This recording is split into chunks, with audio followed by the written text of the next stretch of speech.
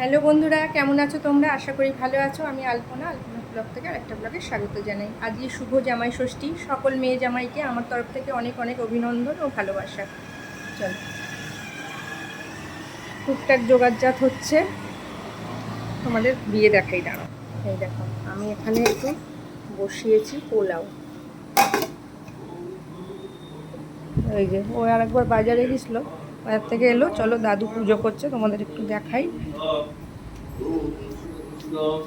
শুক্রসন্নভব ওম শিবম শ্রীমাধবম ভবম শঙ্করম বিনাকিনম কেশূলনমরুগরুগীশম বাগম্বরধারিণম অশেষভূতশঙ্করম নমামি শিবম শ্রীমাধবম ওম সত্যম শিবম।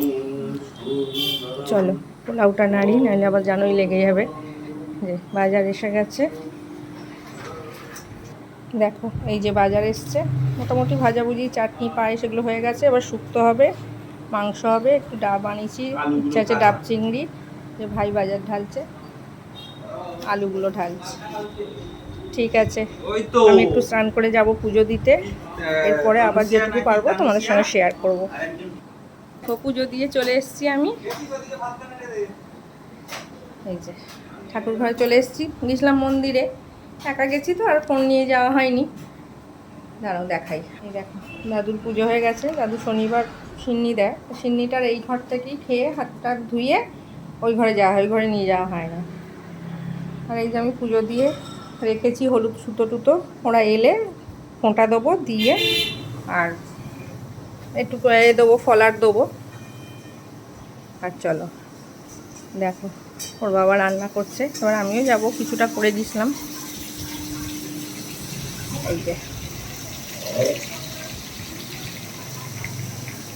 একদিকে মাংস বসিয়েছে আর এদিকে মাছ ভাজছিল। এখনও এই যে কিছুটা কাটাকুটি রয়েছে, এগুলো তারপর মেয়ে জামাই আসুক তোমাদের দেখাচ্ছে। এই দেখো এতক্ষণ পর ওদের আসার সময় হলো। সকাল থেকে ফোন করে করে মেনলি জামাইয়ের শরীরটা খুব খারাপ, এত ঠান্ডা লাগিয়েছে, জ্বর এসেছিল, সেই জন্যে একটু দেরি হয়ে গেছে। এই যে টোটো করে এসছে। তা ওই দিন আর এদিক দিয়ে ঢুকলো না, বললো মা আমরা ওদিক দিয়ে আসছি। ঠিক আছে চ বলে ওরা সোজা, আমার এটা ঘরের ভেতর দিয়ে ঢোকা যায়, আর এটা হলো উঠোনের রাস্তাটা। এই যে আমার উঠোনটা পুরো এখন ফাঁকা, ধুধু করছে। আগে কত গাছপালা ছিল এই পাশ দুটো, মেয়ের বিয়ের সময় তুলে দিয়েছিলাম। এই দেখো ব্যাগে করে সব দেওয়ার জন্য এইসব নিয়ে এসছে, একটু মিষ্টি, ফল, ঠান্ডা সবই নিয়ে এসেছিলো। আর এই যে সাজুগুজু করে আমার লক্ষ্মী। এই দেখো আমার রাজকন্যা এসছেন অবশেষে।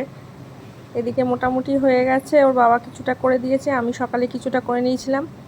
ওর বাবা আরে খালি গায়ে আছে, তোমরা কিছু করো না, কারণ এত গরম আর রান্না করছিল তাই খালি গায়ে। আর ওটা আমার গুরুদেব এসেছিলো, আমরা দাদু বলি, বলে সেই দাদু বলছে তাড়াহুড়ো করে যে টাইম চলে যাচ্ছে, ফোঁটাটা দে বলে রেডি করে রেখেছিলাম।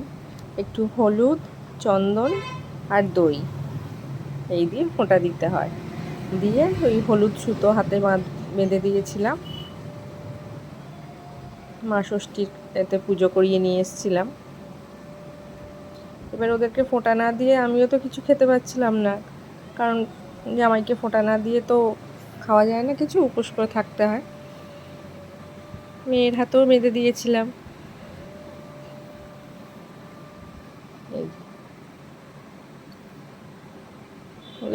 এই পাঞ্জাবিটা আমি দিয়েছি, আর ওর বাবা একটু জামা প্যান্টের পিস কিনে দিয়েছে।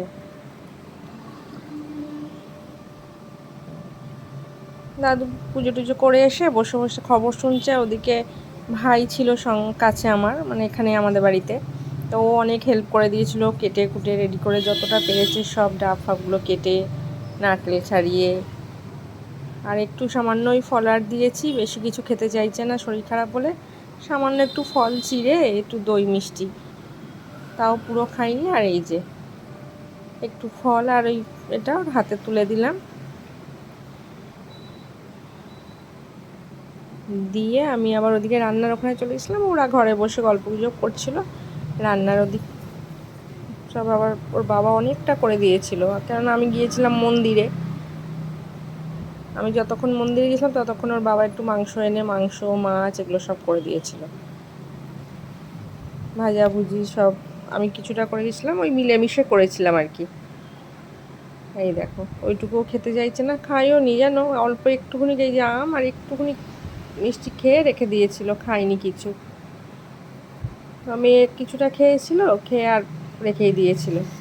একগে ওই সব খাওয়া দাওয়ার পর বললাম যে ওদিকে গিয়েছিলাম, আর এই যে জামাইয়ের জন্য যেটুকু যা বানিয়েছিলাম সব বেড়ে রেডি করেছি, জামাইকে বলছি বসতে।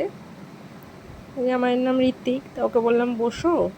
ও বলছে এত খাবো কী করে, আমি দেখো না যেটুকু যেটা ভালো লাগবে যেটুকু পারবে খাও, করেছি আশা করে খাও। আর ওর ভাই ওখানে বসেছে, তোমরা কিছু মাইন্ড করো না, ওরা খালি গায়ে আছে ঘরের মধ্যে, গরমে বলো না। এই যে জামাই বসেছে, আর ওই যেটুকু যা বানিয়েছিলাম একটু শুক্তো ডাল 5 রকম ভাজা, একটা মাছের মুড়ো এনে করে দিয়েছিলাম, কালিয়া করে দিয়েছিলাম, পাবদা মাছের ঝাল করেছিলাম, ডাব চিংড়ি, আর একটু চিংড়ি পটল করা হয়েছিল, চিংড়ি পটল মানে চিংড়ি মাছ দিয়ে পটল আলুর তরকারি, আর উচ্ছে ভাজা, শাক ভাজা, আলু ভাজা, বেগুন ভাজা, পটল ভাজা, এগুলো ভাজা করেছিলাম। একটু দই মিষ্টি চাটনি পাঁপড় আর একটু স্যালাড কেটে দিয়েছিলাম পরে। এগুলোও পুরো খেতে পারিনি, ওই অল্প করে খেয়েছিল। এই যে ওখানে সব বসে বসে দিদির ছেলেটা এসছিল, ও ডেকেছিল ভাইয়া। আর এটা হলো বিকালবেলা, ওই সব গিফট এনেছিল সেইগুলো, মানে ওই সব বসে বসে হাসি মজা এইসব। বাড়ির মধ্যে সবাই একসঙ্গে হলে যা হয়। আর জামাই আমার জামাই কাম ছেলের মতো, মানে ওর বাড়ির মধ্যে নিজের ছেলের মতোই থাকে, ওর নিজের বাড়ির মতোই থাকে। এই যে আমার জন্যই শাড়ি এনেছে, বাবার জন্য গেঞ্জি, ভাইয়ের জন্য গেঞ্জি, মামার জন্য প্যান্ট, সবার জন্যই মোটামুটি টুকটাক এনেছে। আর আমি মেয়ের জন্য যেটা কিনেছিলাম ওইটাও লাস্টে দেবো। আর ভিডিও তোমরা স্কিপ করো না, দেখো, আশা করি ভালো লাগবে। ভালো লাগলে একটু লাইক শেয়ার কমেন্ট করে দিও। আর যারা নতুন আছো অতি অবশ্যই আমার চ্যানেলটা সাবস্ক্রাইব করে পাশে বেলটা প্রেস করে দিও, যাতে পরের ভিডিও নোটিফিকেশানটা তোমাদের কাছে সবার আগে পৌঁছায়। আর যারা পুরনো আছো তারা একটু লাইক শেয়ার কমেন্ট করো, তোমাদেরকে কীরকমভাবে ষষ্ঠী করেছো অতি অবশ্যই জানিও। আমার মেয়ে জামাইয়ের প্রথম বছর ষষ্ঠী, তোমরা ওদের আশীর্বাদ করো। আর এই যে মেয়ের জন্য এটা কিনেছিলাম সেই দিলাম। তাহলে আজকের মতো আসছি, সবাই ভালো থেকো, সুস্থ থেকো, সাবধানে থেকো, আর ভিডিওটি ভালো লাগলে লাইক করে দিও।